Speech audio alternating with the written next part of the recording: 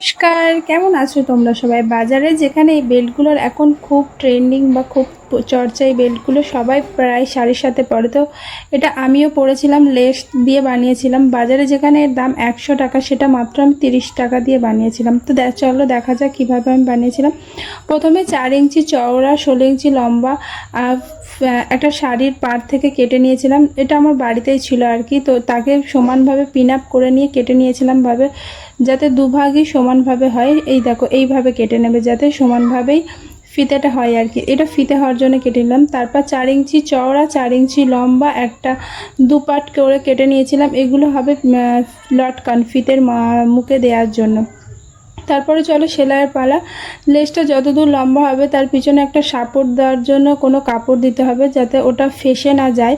তো প্রথমে আমি এখানে খয়েরি কালার ব্যবহার করেছিলাম, তারপর দেখছিলাম খয়েরি কালারটা বোঝা যাচ্ছিলো সামনের দিক থেকে, ওই জন্য লাস্টে সাদা কালার দিয়েছিলাম আর কি। দেখো এইভাবে সাপোর্টটা দিতে হবে।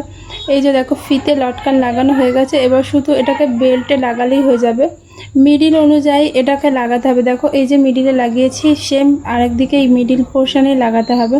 আমি এটা নিয়ে দুটো বেল্ট বানালাম, মাত্র 30-40 টাকা খরচা করে। দেখো এটা সাদা, আমি আরেকটা বানিয়েছিলাম লাল। তো এই দুটো কেমন লেগেছে তোমরা অবশ্যই কমেন্ট করে জানাবে। ভালো লাগলে একটা লাইক করবে। রাধে রাধে, টাটা।